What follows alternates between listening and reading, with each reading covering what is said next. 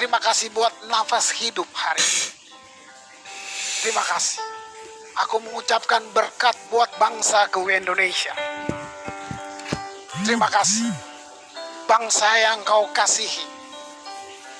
Kami sedang terus dibawa pada satu kedewasaan supaya kami keluar sebagai orang-orang yang lebih dari pemenang.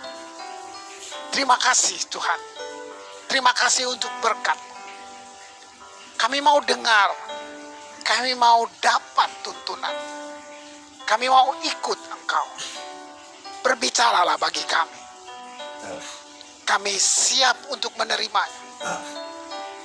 Kami diamkan semua suara kecuali suara-Mu. Dalam nama Tuhan Yesus. Amin. Wah. Selamat bertemu lagi buat semua saudara-saudara, teman, handetawan, semua yang mendengarkan. Yang di luar pulau mungkin, bahkan di luar Indonesia. Siapa saja yang mendengar, kita ketemu lagi. Saya tetap akan membukakan buat kita semua hal-hal yang fundamentalis, semua yang sangat mendasar, karena itu sangat penting. Ini masa di mana kita secara individu seperti sedang diuji. Apakah sungguh kita kenal Dia? Yang kita nyanyi, yang kita sebut, kita sering ucapkan Dia, kita panggil-panggil Dia. Kehidupan seperti menguji kita. Benarkah kita kenal Dia? Jadi saya menyambung semua pengajaran yang sudah kita dengar. Hari ini kita lebih dalam lagi. Iman itu sangat luas, saudara. Dari segala sisi kita bisa lihat. Nah, hari ini kita tetap masih di dalam area itu. Nah, saya cuma mau membawa kita seperti memahami cara melihat. Oke, kita lihat, tapi pahami dengan benar cara melihat. Karena ada banyak pilihan dalam melihat. Nah, kali ini kita melihat melalui iman. Saya mulai dengan firman Tuhan Ibrani pasal yang ke-6 ayat yang pertama. Ya. Sebab itu marilah kita tinggalkan asas-asas pertama dari ajaran tentang Kristus. Sebentar ya. Marilah kita tinggalkan asas-asas pertama. Saya perlebar dia atau perjelas dia. Marilah kita melangkah lebih maju. Ini sedang bilang moving forward. Marilah kita melangkah lebih maju dari berita mendasar tentang Kristus. Gitu. Untuk menuju ke dalam kesempurnaan. Itu. Dibilang sini beralih kepada perkembangan yang penuh. Ini moving forward. Kita diajak ke sana. Janganlah kita meletakkan lagi dasar-dasar pertobatan dari perbuatan-perbuatan yang sia-sia dan dasar kepercayaan kepada Allah. Dengan kata lain, kita berpaling dari pekerjaan kita yang mati untuk merangkul iman di dalam Allah. Ini sebenarnya moving forward. Gitu. Bertahun-tahun dari kecil kita dapat banyak dasar. Nah, yang Tuhan mau lewat firman ini, mari maju untuk kesempurnaan. Ada banyak janji di depan yang kamu harus ambil. Itu hak kita, anak-anaknya. Nah, caranya yaitu mengubah cara berpikir kita supaya dia selaras dengan firman Allah. Begitu kita ubah sampai kesadaran akan kerajaannya. Kenapa? Di dalam itu banyak janji.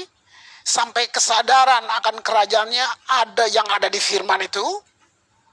Memenuhi kesadaran kita. Lihat itu. Itu yang Paulus bilang tadi. Mari, jangan berhenti di situ. Moving forward. Maju lebih dalam lagi. Ya. Ubah cara berpikir kita selaras dengan firman sampai kehadiran kerajaannya.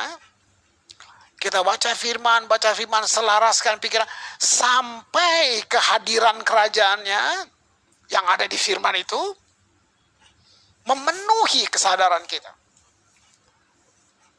Jadi kita perlu sadar bahwa kita warga kerajaannya.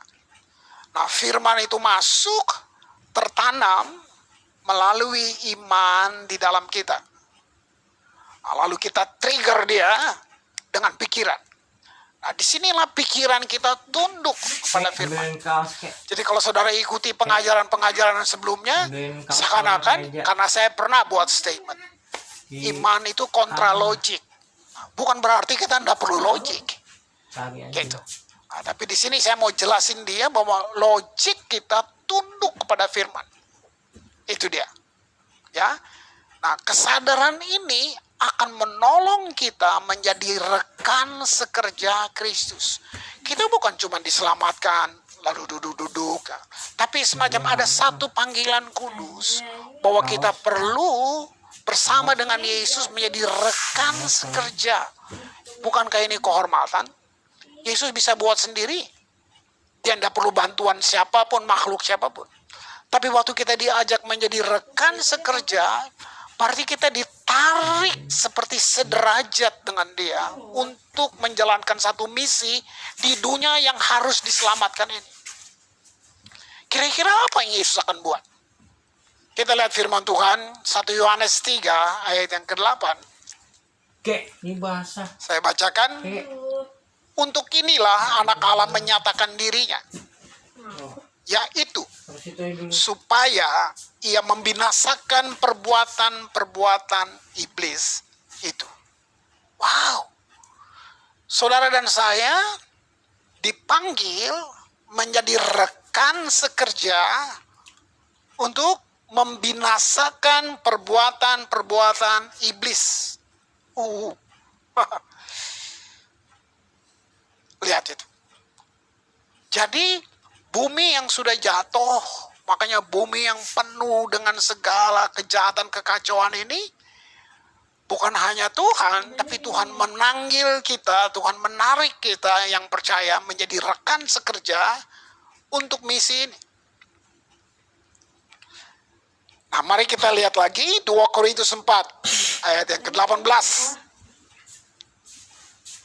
Sebab kami tidak memperhatikan yang kelihatan, melainkan yang tidak kelihatan. Karena yang kelihatan adalah sementara, sedangkan yang tidak kelihatan adalah kekal. Perhatikan baik-baik. Jadi yang tidak kelihatan hanya dapat disadari melalui iman, ya. Hanya dapat disadari melalui iman dalam pertobatan kita. Kita bisa melihat yang tidak kelihatan. Tanpa merubah cara berpikir kita, kamu tidak akan pernah melihat dunia yang benar di depanmu itu. Wow, luar biasa. Nah, sekarang kita hidup dengan yang tidak terlihat lewat iman. Kita bisa lihat. Kita bisa tahu tuntunannya. Kita tidak sama dengan umum atau rata-rata. Waktu orang cemas, kamu yang percaya masuk di alam ini, kita masuk dalam kondisi firman Tuhan ini yang akan tuntun kita, yang kasih tahu. Iman menjadi wadah atau iman itu kendaraan yang membawa kita masuk di dunia yang gak kelihatan ini. Gitu. Jadi yang tidak terlihat bisa disadari melalui iman dalam pertobatan kita itu. Nah, lihat. Ada hal yang luar biasa antara Tuhan dan kita. Ya, ada dua kemuliaan. Saya bacakan ayat ini, Amsal 25, ayat yang kedua. Dibilang ini, kemuliaan Allah ialah merahasiakan sesuatu. Tapi kemuliaan raja-raja ialah menyelidiki sesuatu. Jadi ada kemuliaannya Allah, ada kemuliaan raja-raja. Raja-raja berbicara tentang kita yang diam di bumi. Mari, ini semacam ada misteri. Apa ya maksudnya ayat ini? Ya, coba pikir baik-baik. Penjelasannya gini, Allah yang kita sembah itu, dia ya merahasiakan pewahyuan tentang firman-Nya di tempat kemuliaan yang tersembunyi. Jadi nggak banyak orang tahu. Kenapa? Karena nggak banyak orang mau bangun hubungan dengan dia. Saya ulangi, Allah rahasiakan pewahyuan tentang firman-Nya ya di tempat kemuliaannya yang tersembunyi. Itu Allah. Nah sekarang kita, raja-raja, kemuliaan raja-raja ialah menyelidiki sesuatu. Kita ya menyelidiki makna yang lebih dalam dari semua yang dikatakan Allah itu. Itu maksud dari ayat ini. Jadi bagaimana kita bisa tahu rahasia itu? Gak ada lain kecuali hubungan kita dengan dia. Luar biasa. Wah. Kolose pasal 3. Ayat yang ketiga. Dikatakan gini, sebab kamu telah mati dan hidupmu tersembunyi bersama dengan Kristus di dalam Allah. Lihat itu, sebab kamu telah mati dan hidupmu tersembunyi bersama dengan Kristus di dalam Allah. Bagaimana ayat ini bisa saudara mengerti? Saya jelasin. Allah menyembunyikan kehidupan kita yang berkelimpahan di dalam Kristus, di dalam kerajaannya yang tidak kelihatan, dan hanya iman yang dapat mengambilnya. Jadi ada banyak semua janji Tuhan sudah ada. Kenapa kita miskin secara spirit? Karena kita tidak pakai ini untuk mengambilnya.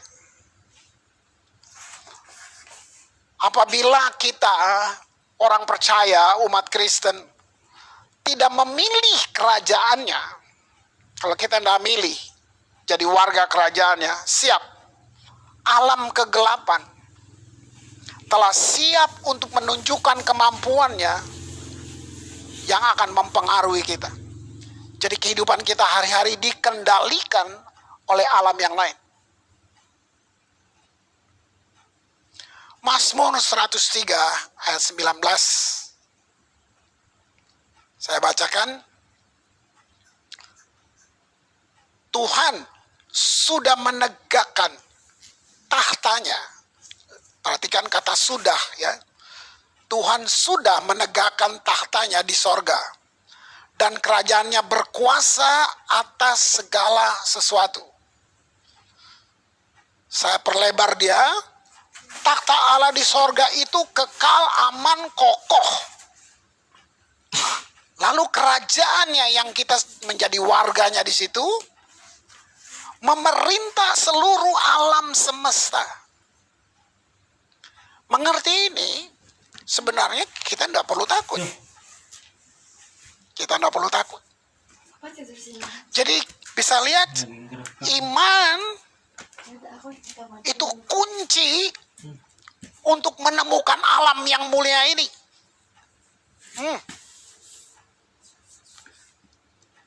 Iman menjadi kunci untuk menemukan alam yang mulia dari dunia yang gak kelihatan.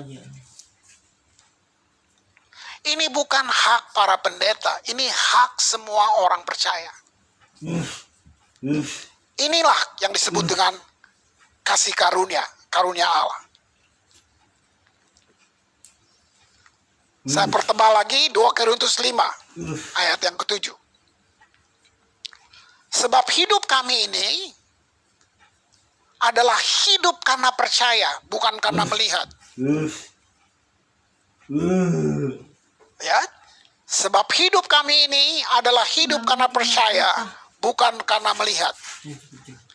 Jadi iman ada di dalam hal-hal yang tidak terlihat. Ya, iman hidup dari hal yang tidak kelihatan menuju pada yang kelihatan. Kata yang bagus, kalimat yang saya pilih di sini, iman memberi mata bagi hati kita. Wah, pikirin baik-baik, cerna baik-baik, kiranya roh kamu bisa mendengarin. Iman memberi mata bagi hati kita. Beberapa minggu ini kita sering dengar statement-statement roh yang lebih kuat ada di dalam kita. Roh yang lebih kuat itu apa artinya? Roh yang lebih kuat adalah roh yang bisa melihat semua janji Allah. Lihat saja. Sementara roh dunia, dia memperalat logika. Ada dua roh, roh dunia dan roh yang lebih kuat, roh yang dari dia. Itu membuat kita bisa melihat semua janji Allah. Roh dunia memperalat logika, hanya memberitahu semua keterbatasanmu, ketidaksanggupan kamu. Ini dia. Sebab kalau bukan iman, nggak bisa nyambung. Bahasanya di alam roh, alam spiritual, yaitu iman. Hari ini saya mau ngajak saudara ketika kita masuk dalam peperangan rohani. Yang sering kita dengar atau dalam doa-doa, istilah-istilah dalam doa. Sebenarnya peperangan rohani setiap saat. Karena kita hidup di dunia yang jatuh. Yang saya mau pertegas di sini, dalam peperangan rohani, jangan sampai kamu salah pilih senjata. Senjata apa yang kamu pilih? Yang salah, yaitu jangan pakai senjata logika. Logika katakan, ini vonis dokter, kamu sakit.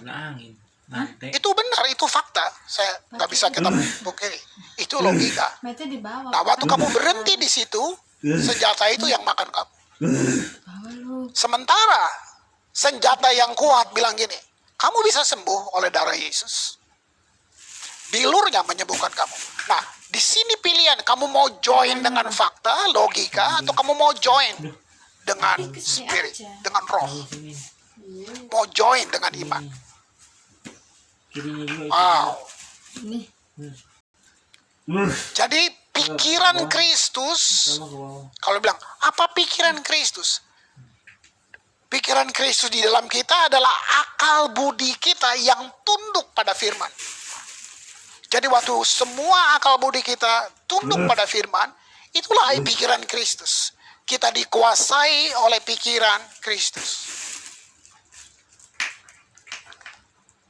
Mungkin saudara masih ingat minggu-minggu sebelumnya kita bicara tentang kita tinggal dalam kerajaan yang tidak tergoncangkan.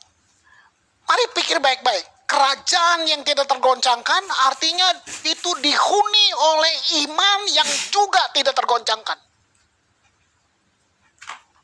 Jadi bukan asal ngomong, ya, gitu. Sebab itu iman harus dilatih. Sama seperti kasih, harus dilatih. Kita juga dengar kenakan jubah yang baru. Pikir baik-baik. Maksudnya kenakan jubah itu artinya gini, melekat. Itu identitas kamu. Melekat dengan jubah itu. Jubah itu sedang kasih tahu siapa kamu di dalam Kristus. Kamu anaknya. Kamu ditebus mahal. Itu dia. Lihat. Saya sebut saja, tiba-tiba saya ingat firman ini, ya. Dibilang begini. Oleh karena satu orang kita berdosa. Oleh karena pelanggaran satu orang kita semua berdosa. Lalu dibilang ini, tapi oleh karena satu orang juga kita ditebus menjadi kebenaran. Oke, apa itu penjelasannya ayat itu? Oleh karena Adam memilih. Jadi lihat, dosa itu pilihan satu orang. Akhirnya kita semua berdosa. Jadi kalau saya tanya hari ini, kenapa kamu berdosa? Jawaban banyak. Jawaban bisa banyak. Tapi berdasarkan firman, saya mau jawab gini. Kenapa kita berdosa? Karena Adam berdosa. Itu jawabannya. Kita bilang, iya karena saya lemah. Kita bisa jawab begitu. Iya karena saya tergoda. Terserah. Tapi berdasarkan firman, saya pakai firman ini untuk menjawab. Kenapa kita berdosa? Saya jawab. Karena Adam berdosa. Berdasarkan firman tadi. Lihat itu. Nah sekarang,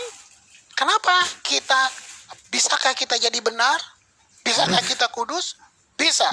Karena firman tadi mengatakan, oleh satu orang juga kamu dibenarkan. Jadi di sini tidak ada tindakan perbuatan kamu untuk kamu bisa benar dan kudus. No. Itu tindakan satu pribadi yang namanya Yesus. Luar biasa kan? Oh. Itu makanya saya bilang iman ini perlu dilatih. Jadi saya tidak sedang mau coba khotbah yang cari judul, tidak. Saya mau kembali lagi ke hal-hal yang fondasi supaya kita secara individu sanggup menghadapi apapun yang ada di depan. Nah, ada satu peringatan di sini. Kita sering dengar kata ketaatan. Tapi saya mau bilang, hati-hati dengan ketaatan. Wah, maksudnya apa, Pak? Saya bacakan, sebab Farisi, Saduki, ya, mereka menjadi buta di hadapan kuasa Yesus karena mereka menjalani ketaatan yang dingin. Apa itu ketaatan yang dingin? Ketaatan yang bukan karena hubungan cinta kepada Tuhan, tapi ketaatan karena tuntutan moral sebagai orang beragama. Dan agama itu dingin. Kita bisa taat, tapi bisa aja itu ketaatan yang dingin. Kamu bukan taat karena kamu cinta dia. Kamu bukan taat karena kamu punya hubungan dengan dia. Tapi semacam hanya tuntutan moral. Nanti orang bilang apa? Gak enak kan? Supaya memberi kesan buat orang. Itu dingin yang saya bilang. Ya, agama dingin. Makanya agama yang bikin berkelahi. Ya kan? Itu dia. Farisi, Saduki, mereka dihakimi karena potensi mereka nggak pakai. Mereka nggak pakai. Efesus 2 ayat yang ke-8. Itu. Efesus 2 ayat yang ke-8. Lihat. Sebab karena kasih karunia kamu diselamatkan oleh iman. Itu bukan hasil usahamu, tapi pemberian Allah. Perhatikan. Saya mau katakan, dengan alasan apapun kamu tidak bisa selamat selain karena kasih karunia. Saya tegaskan lagi, dengan alasan apapun, usaha kamu, apapun, kamu tidak bisa selamat selain kasih karunia. Ketika kita jatuh dalam dosa, inisiatifnya manusia kan? Tapi lihat, ketika mengangkat kita dari dalam dosa, itu inisiatif hanya dari Tuhan. Kita tidak bisa, nggak ada usaha kita. Lihat itu. Nah, lihat. Iman, saya kembali ke sini, tidak pernah atau tidak ditujukan, iman tidak ditujukan hanya supaya kita bisa masuk menjadi keluarganya Allah. Gitu. Iman tidak untuk itu saja. Kenapa? Karena iman itu sifat dasar keluarga Allah. Pikir baik-baik. Nah, Allah taruh iman dalam kita, ini alasannya.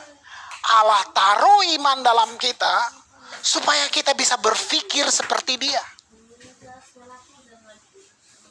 Wow. Jadi kalau orang bilang dia bisa mengenal, dia tahu kehendak Allah, ya bisa. Bisa. Allah yang hebat itu, iya bisa. Bagaimana caranya? Dia taruh iman di dalam kita supaya kita bisa berpikir seperti dia. Belum selesai. Allah berkomitmen. Dia sangat berkomitmen untuk mengajar kita bagaimana cara melihat. Dan untuk membuat itu jadi mungkin, dia memberi yang namanya Roh Kudus sebagai pengajar di dalam kita. Nah, kurikulum yang digunakan sangat beragam. Saya batasi dengan ini aja. Salah satu kelas yang istimewa dari semua orang percaya yang dipakai namanya worship, penyembahan. Tadi waktu kita mulai, saya mau kita menyembah habis ini ya, tapi pikir dari tadi waktu kita mulai buka, kamu masih ingat lagunya Bapa? Tahu nggak? Allah mengajar kita panggil dia Bapa. Tahu nggak itu sebutan apa? Itu panggilan untuk masuk dalam keintiman. Bayangin, panggil dia Bapa. Yang maha kudus di atas segala yang kudus, yang maha mulia segala maha, suruh kita yang udah jatuh ini, panggil aku Bapa. Bayangin, itu ajakan untuk masuk dalam keintiman. Ya tadi, saya kembali ke judul tadi, moving forward ini, tinggalin asas-asas yang ini, maju lebih dalam lagi. Apa itu? Untuk melihat kekayaan janji Tuhan yang ada, yang disediakan untuk kamu. Nah, kurikulum yang tadi saya bilang, Tuhan kasih Roh Kudus untuk mengajar kita. Ya, banyak. Tapi salah satu yang saya bilang, yang saya kira terhormat banget rasanya di sini, ya, yang istimewa buat kita, namanya penyembahan. Nah, penyembahan, saudara, ya,